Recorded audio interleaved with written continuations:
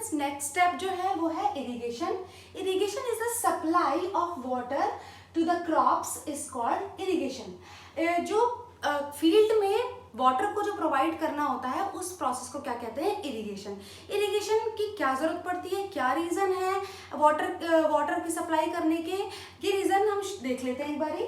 कि जो प्लांट होता है उसको प्रॉपर ग्रोथ चाहिए, जिसके लिए वाटर जो है वो बहुत ही एसेंशियल होता है। बिना वाटर के कोई प्लांट ग्रोथ नहीं करेगा।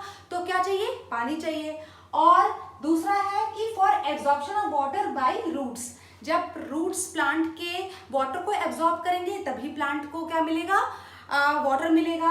ठीक है, और प्लांट क्या करेगा, ग्रोथ करेगा। नेक्स्ट है फोटोसिंथेसिस। फोटोसिंथेसिस, जब खाना बनता है प्लांट का तो उसमें जो उसका मेन रॉ मटेरियल है वो क्या है, पानी। तो उसको पानी की जरूरत पड़ती है खाना बनाने के लिए प्लांट्स को। और जर्मिनेशन ऑफ सीड्स, अगर प्रॉपर टाइम टू टाइम अगर पानी प्रोवाइड किया जाएगा तो जो सीड्स हैं वो प्रॉपर तरीके से जर्मिनेट होंगे। ठीक है, तो जो सोर्सेज ऑफ इरिगेशन वो क्या है वो देख लेते हैं। कहाँ कहाँ से हमें पानी प्रोवाइड होता है। टैंक से हम पानी ले सकते हैं, रिवर्स से ले सकते हैं, पॉन्ड्स हो गया, ट्यूब वेल्स हो गए, कैनाल्स हो गया। तो ये सारे सोर्सेज ऑफ इरिगेशंस हैं। कुछ मेथड्स अलग से भी हैं जिनके द्वारा हमें जो फार्मर्स होते हैं उनको पानी प्रोवाइड होता है। कैसे, कुछ ट्रेडिशनल मेथड है, ट्रेडिशनल मेथड ऑफ इरिगेशन, जिसमें मोवट, जिसको पुली सिस्टम भी बोलते हैं, ढेकली, चेन पंप, इसमें चेन टाइप लगा रहता है जिससे पानी खिंच के ऊपर आ जाता है।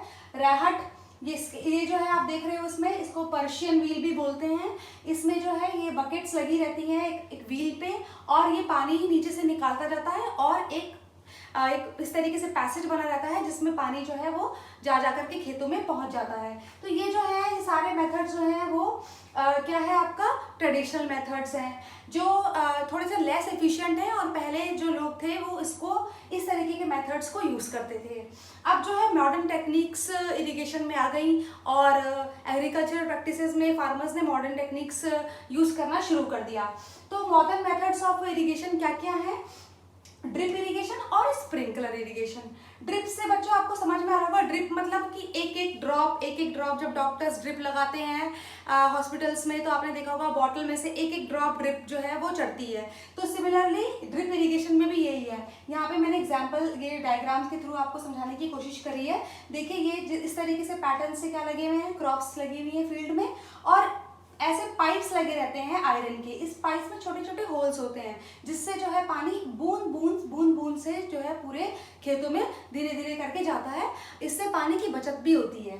ठीक है स्टूडेंट्स, और पानी जो है प्रॉपर इवन तरीके से पूरे क्रॉप में पहुंच जाता है।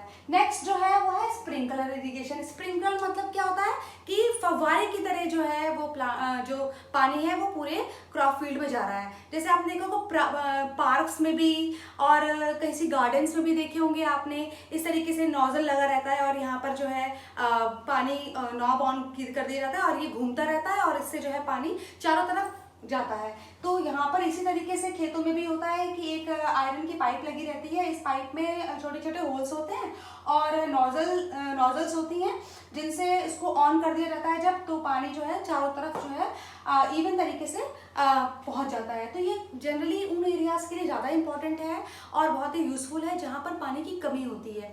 तो उन एरियाज़ में जो है मध्य प्रदेश के कुछ एरियाज़ हैं जहाँ पे पानी की कमी होती है, राजस्थान के कुछ एरियाज़ हैं, तो यहाँ पर उस तरीके की खेती करने के लिए ये बहुत ही ज़्यादा पॉपुलर प्रैक्टिस है।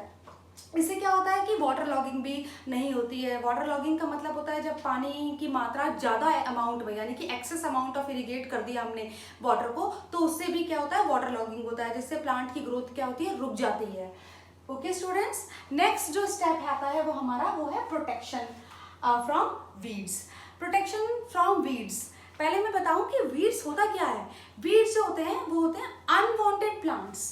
देखो बच्चे इसमें लिखा भी है मैंने कि the unwanted plants which grow along with the cultivated crops in a field. आपने देखा होगा हमारे घर में जो पॉट्स लगे रहते हैं, जो छोटे से गार्डन में भी हमने देखा होगा और क्रॉप्स फील्ड में भी आपने देखा होगा कि उसमें जो भी क्रॉप हमने लगाई उनके साथ साथ कुछ अलग अलग से भी क्रॉप जो पेड़ उगाते हैं। वो जो पेड़ होते हैं जिनकी हमें जरूरत नहीं है, मतलब कि अनवांटेड है, उनको हमने नहीं चाहा था, तो वो अपने आप ही उगाते हैं। कितनी अलग अलग तरीके के मेथड्स के थ्रू, वो एयर के थ्रू और इंसेक्ट्स के थ्रू वो आ जाते हैं और उगने लगते हैं, ठीक है, उनके सीड्स आ जाते हैं। तो कुछ इसमें से है, जैसे चौलाई हो गया, बथुआ हो गया जिसको चिनोपोडियम बोलते हैं। ये सारे जो प्लांट्स हैं वो आप देखोगे कि क्रॉप फील्ड में अलग अलग से साथ में उगने लगते हैं। और वो क्या करते हैं, उनका मेन जो हमारे क्रॉप को वो क्यों हार्म कर रहे हैं, ऐसे तो वो लगे रहे तो कोई बात नहीं, लेकिन वो क्या करते हैं, वो हार्म करते हैं। तो उनसे हमें अपने क्रॉप्स को क्या करना है, बचाना है। कैसे बचाते हैं, हम उसको रिमूव करने की कोशिश करते हैं, क्योंकि वो क्या करते हैं, वो बहुत ही हार्मफुल हो जाते हैं हमारे क्रॉप के प्लांट्स के लिए, क्योंकि वो हमारे क्रॉप का क्या ले लेते हैं, सनलाइट ले लेते हैं, स्पेस ले लेते हैं, जो वाटर हम डाल रहे हैं उस वाटर को भी यूज करना शुरू कर देते हैं। तो वो शेयर होने लगती हैं चीजें, ठीक है, न्यूट्रिएंट्स को लेने लगते हैं, जो मैन्योर्स फर्टिलाइजर्स यूज किए गए थे वो भी लेने लगते हैं। तो वो सब चीजों की तो रिक्वायरमेंट है नहीं, क्योंकि वीड्स तो हमने उगाए नहीं थे, वीड्स तो अपने आप आ गए, तो उनको निकालना बहुत जरूरी है। तो the process of removing weeds is called weeding, ठीक है। जो जिस प्रोसेस से हम वीड्स को निकालते हैं उसको क्या बोलते हैं, वीडिंग कहते हैं। वीडिंग को करने के कई सारे मेथड्स हैं, उन मेथड्स को हम देख लेते हैं। मैकेनिकल मेथड, केमिकल मेथड और बायोलॉजिकल मेथड। तो मैकेनिकल मेथड जो है उसमें क्या है कि हम या तो वीड्स को अपने हाथ से उसे निकाल लें, या फिर उसे निकाल ले हम प्लो से या खुरपी से। खुरपी जो आपने देखी होगी वो हम अपने घरों में भी रखते हैं प्लांट्स वगैरह के, जब हमें करना होता है तो अपने पॉट्स की। और by using tractor driven mechanicals, जैसे हो गया और सीड ड्रिल हो गया, जो आपको मैंने बताया भी था कि उसमें इस तरीके से नोकीला सा बना रहता है, जिससे जो वीड्स हैं वो इजीली निकल जाते हैं।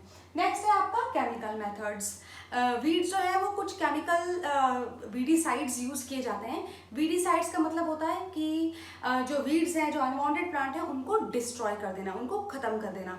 तो वो स्पेशली उन्हीं स्पेशल किसी वीड्स के लिए बनाए जाते हैं, ठीक है। तो केमिकल मेथड्स में जो है वीडीसाइड्स को यूज किया जाता है, उनको स्प्रे कर दिया जाता है उस फील्ड पर, ठीक है। और उसका जो एग्जाम्पल है वो 2,4-D है। ये एक केमिकल है जिसका नाम जो है वो डाइक्लोरोफिनोएसिटिक एसिड है, ठीक है।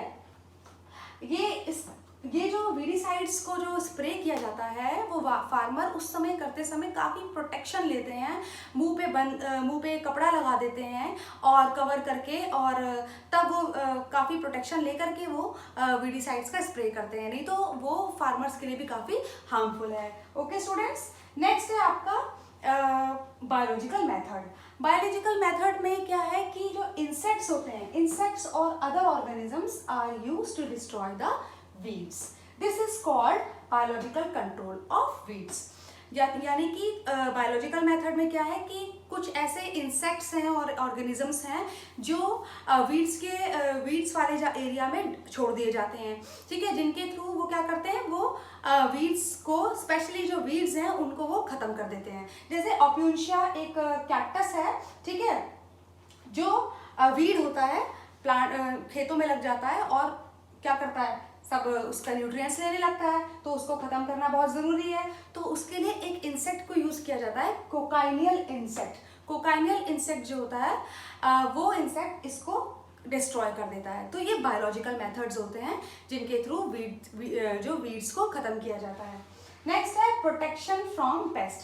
प्रोटेक्शन फ्रॉम पेस्ट, पेस्ट मतलब होता है कीटाणु, ठीक है, या इंसेक्ट्स या रोडेंट्स। कुछ ऐसे इंसेक्ट्स होते हैं जैसे लोकस्ट हो गया, ठीक है, टिड्डे जिसे बोलते हैं, और आपका टर्माइट्स हो गए, वीविल्स हो गए, और रोडेंट्स, रैट्स हो गए। ये सब क्या करते हैं, खेतों को बर्बाद करते हैं, उनके सीड्स को खाने लगते हैं, ठीक है, पेड़ों को खाने लगते हैं, उसकी जो नई नई लीव्स निकलती हैं उन्हें ख़त्म करने लगते हैं। अच्छा आप बताइए, जब फार्मर्स जो हैं इतनी मेहनत करते हैं और जब वो ग्रो करने लगता है प्लांट और उसमें कीड़े लग जाएं तो कितना बुरा लगता है, और कितना ज़्यादा जो फसल होती है वो ख़राब होने का डर रहता है। तो उसके लिए पेस्टिसाइड्स का यूज़ किया जाता है, ठीक है। जो इस तरीके के इंसेक्ट्स और जो छोटे छोटे ऑर्गेनिजम्स हैं उनको ख़त्म करने के लिए पेस्टिसाइड्स का यूज़ किया जाता है, जैसे कि गैमेक्सिन BHC एक पेस्टिसाइड है, डाइसिस्टोन एक पेस्टिसाइड्स है, जिनके थ्रू ये सारे जो पेस्ट हैं उनको डिस्ट्रॉय किया जाता है। स्टूडेंट्स, एग्रीकल्चरल प्रैक्टिसेस का सिक्स स्टेप जो है वो है हार्वेस्टिंग। हार्वेस्टिंग क्या है? It is cutting and gathering of crops after maturation.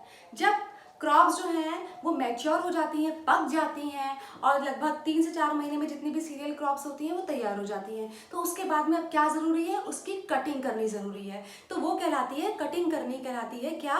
Harvesting कहलाता है। हार्वेस्टिंग इज डन मैन्युअली और बाय हार्वेस्टर। हार्वेस्टिंग कैसे होती है? या तो मैन्युअली होती है, हाथ से होती है, सिकल से होती है, जैसे ये हंसिया होता है इस तरीके का, इससे हार्वेस्टिंग की जाती है मैनुअली, या फिर हार्वेस्टर्स जो होते हैं वो मशीन होती है बड़ी बड़ी, वो खेतों में ले जाई जाती हैं और उससे वो क्या करता है? फसल को पूरी तरीके से उसकी कटाई कर देता है। हार्वेस्टिंग के बाद भी अभी काम बाकी है। हार्वेस्टिंग के बाद क्या करना होता है? जो ग्रेन्स हैं उनके ऊपर के जो छिलके हैं उनको भी अलग करना होता है। तो after harvesting the grains are separated from chaff by threshing process. इसको क्या बोलते हैं? इस प्रोसेस को, ग्रेन्स को छिलके से अलग कर देने को बोलते हैं थ्रेशिंग प्रोसेस। ये होता है, थ्रेशिंग जो होती है वो कैसे की जाती है? वो होती है स्ट्राइकिंग से। जैसे जो जितना भी फसल है उसको पीट पीट करके क्या किया जाता है? उसको उसके छिलके से अलग कर दिया जाता है। जो प्लांट है, जैसे वीट देखी होगी आपने, वीट लगी रहती है, तो उसको जब हम पीटेंगे तो वीट अलग, जो गेहूं के जो ग्रेन्स हैं वो अलग हो जाएंगे और जो छिलका है वो अलग हो जाएगा। तो इसको बोलते हैं थ्रेशिंग। ये कैसे की जाती है? या तो स्ट्राइक करके की जाती है, पीट के की जाती है मैन्युअली, या फिर एक मशीन होती है, कंबाइंड मशीन जिसे कहते हैं या थ्रेशर कहते हैं, तो इसमें इस मशीन के द्वारा भी इसको अलग अलग किया जा सकता है। आजकल जो है मॉडर्न टेक्निक का ज़माना है, तो आजकल हार्वेस्टर जो होते हैं उसी में ही कंबाइंड मशीन होती है, थ्रेशर का भी काम करता है वो और हार्वेस्टर का भी काम करता है स्टूडेंट्स, ठीक है। नेक्स्ट है, जब छिलकों को ग्रेन से अलग कर दिया गया तो वो अभी अलग अलग नहीं हुए हैं, उनको पूरी तरीके से हटाना है, ठीक है। उसको बोलते हैं विनोइंग करना। जैसे घर पे देखा होगा मदर्स लोग जो क्या है, गेहूं को या चावल को क्लीन करते हैं तो एक सुपड़ा सा होता है और उसमें जो ग्रेन्स है वो उसी में रह जाता है, जब उसे हिलाते हैं और जो हस्क होता है वो छट जाता है, अलग हो जाता है। तो separated grains need to be winnowed. Winnowing helps in the separation of grains from husk. Husk से वो अलग करने के लिए हेल्प करता है। अब फार्मर्स जो है विनोइंग कैसे करते हैं? They do it by manually, या तो वो हाथ से करते हैं, यानी कि उस सुपड़े वगैरह से यूज करते हैं, या फिर जो है विनोइंग मशीन होती है उसके थ्रू इसको अलग किया जाता है लार्ज स्केल क्वांटिटी में। स्टूडेंट्स, जो ये जो टाइम होता है हार्वेस्टिंग टाइम, ये जो है फार्मर्स के लिए बहुत ही खुशी का समय होता है, फेस्टिवल की तरीके से, त्यौहार की तरह से मनाते हैं। जैसे आपने सुना होगा बिहू हो गया, पोंगल हो गया और आपका बैसाखी हो गई, ये सारे जो सीजन्स जो आपके फेस्टिवल्स होते हैं, ये सारे फेस्टिवल्स होते हैं वो हार्वेस्टिंग सीजन में होते हैं और वो बहुत ही खुश होते हैं, क्योंकि जब फसल पक के तैयार हो जाती है तो अब इतने दिन से उन्होंने मेहनत की थी, तो ये अब उनका क्या है, खुशी मनाने का समय है। तो ये जो टाइम हार्वेस्टिंग टाइम जो होता है वो एक फेस्टिवल की तरह वो सेलिब्रेट करते हैं। नेक्स्ट आता है, जितनी भी ग्रेन्स को अलग कर दिया, अब क्या करना है उन्हें, उसको बहुत लार्ज स्केल क्वांटिटी में है तो उसको किसी रूम में या किसी डब्बे में तो बंद करके नहीं रखा जा सकता, अब इसको प्रॉपर तरीके से स्टोरेज करना जरूरी है। तो स्टोरेज करने के लिए once the grain is obtained it has to be store in a safe place. अगर स्टोर नहीं करेंगे तो प्रॉब्लम हो जाएगी। तो स्टोर करने के लिए कई सारे स्टोरेज तरीके होते हैं स्टोर करने के लिए। ये क्यों करते हैं हम, क्यों किया जाता है? To protect it from the pest. इसमें कहीं कीड़े ना लग जाएं, इसमें कहीं रोडेंट्स ना लग जाएं, तो वो सारी फसल जो है इतने दिन से मेहनत करके वो सारी फसल क्या हो जाएगी, खराब हो जाएगी। तो पेस्ट से बचाने के लिए इसको क्या किया जाता है, स्टोर किया जाता है। The harvested crops have moisture, so need to be dried in the sun or mechanical dryers. जो कटाई कर दी, जो ग्रेन निकल के आया, वो अभी क्या है, हल्का हल्का मॉइस्चर है, गीला है वो थोड़ा थोड़ा, तो उसको या तो सन के नीचे धूप में सुखा दिया जाता है या फिर मैकेनिकल ड्रायर्स हुए हैं आजकल, उसमें वो सूख जाते हैं। तो जब वो सूख के टाइट हो जाएंगे तो क्या होगा, उसके अंदर से मॉइस्चर निकल जाएगा और जो पेस्ट हैं उनके लगने की संभावना कम होती है, ठीक है। ड्रायर करने के बाद अब इसको स्टोर करना इंपॉर्टेंट है। तो स्टोर जो है वो स्मॉल स्केल क्वांटिटी पे, अगर जो ग्रेन है उसको तो हम जूट बैग्स या मेटालिक बैग्स में रख देते हैं, या फिर अगर कमर्शियल यूज़ के लिए लार्ज स्केल क्वांटिटी में अगर उसको सेव करके रखना है, स्टोर करना है, क्योंकि वो तो अगले साल तक काम करेगा वो जो हमारा जो स्टोरेज ग्रेन है, तो उसको कैसे रखते हैं, गनी बैग्स में, ग्रेनरीज में, बड़े बड़े गोडाउन्स में उनको रखा जाता है, और बड़े बड़े सिलोज होते हैं, जो मेटालिक सिलोज होते हैं उसके अंदर उनको सेव करके रख दिया जाता है। तो स्टूडेंट्स, जो हमारा एग्रीकल्चरल प्रैक्टिसेस है ये सारे हमने पॉइंट्स पढ़ लिए और अच्छे से समझ लिए। अब आता है, मैंने आपको पार्ट 1 वाले वीडियो में आपको बताया था कि जो फूड जो है हमें या तो क्रॉप से मिलते हैं, यानी कि प्लांट से मिलते हैं, और या फिर हमें कहाँ से मिलते हैं, हमें एनिमल से मिलते हैं। तो इसको भी एक बार पढ़ लेते हैं। फूड फ्रॉम एनिमल्स, हमें कौन कौन से फूड एनिमल से मिलते हैं और क्या है, कैसे हम उसको केयर करते हैं। तो rearing or taking care of animals on a large scale for food is called animal husbandry। जैसे क्रॉप प्रोडक्शन किया लार्ज स्केल क्वांटिटी में तो उसको हमने एग्रीकल्चर बोला, ठीक है। उसी में ही आता है हमारा एनिमल हस्बेंड्री। जब हम लार्ज स्केल उसमें हम क्या करते हैं, एनिमल्स को का ध्यान रखते हैं, उसको शेल्टर प्रोवाइड करते हैं, उसकी ब्रीडिंग टेक्निक्स को इन्वॉल्व करते हैं और उनको फूड प्रोवाइड करते हैं, फीड करते हैं, तो वो कहलाता है क्या, एनिमल हस्बेंड्री। ठीक है, ये आप क्लास अपने 9th क्लास में भी इस टॉपिक को पढ़ने वाले हो। एनिमल हस्बेंड्री के सेक्शंस होते हैं। जो हमारे जो एनिमल फूड मिलता है वो जगह जगह से मिलता है, अलग अलग जगह से। जैसे हमें दूध मिल गया, हमें दूध मिलता है डेयरी से, हमें मिल्क मिलता है, हमें डेयरी से मिलता है, और हमें एग मिलता है, कहाँ से, एग मिलता है हमें पोल्ट्री फार्म से, फिशेस मिलती है हमें पानी में से, ठीक है। तो उसके जो सेक्शंस हैं वो डिफरेंट हैं। जैसे डेयरिंग मतलब rearing of animals that provide us milk.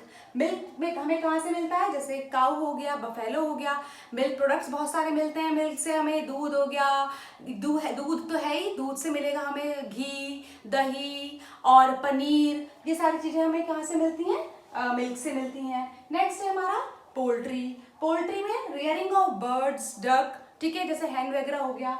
For eggs and meat, eggs से मिलता है, एग्स मिलता है और हमें मीट मिलता है, ये कहलाती है फार्मिंग, इसको पोल्ट्री फार्मिंग कहते हैं। नेक्स्ट है हमारा फिशरीज में जो रियर करना, ब्रीडिंग कराना फिशेस की, उनको प्रॉपर तरीके से उनकी देखरेख करना लार्ज स्केल क्वांटिटी पे, इसको बोलते हैं पिसीकल्चर, ठीक है, फिश फार्मिंग या पिसीकल्चर बोलते हैं। आपको पता है स्टूडेंट्स, जो फिशेज होती हैं वो बहुत ही हेल्दी होती हैं और विटामिन डी उनमें प्रेजेंट होता है, और जो हेल्थ के लिए और ब्रेन के लिए बहुत ही अच्छा होता है।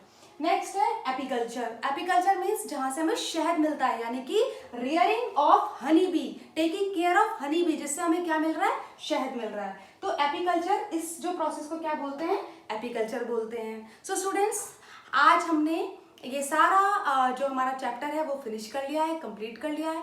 I hope you understand all the topic. Please like the video and subscribe my channel for more knowledgeable videos.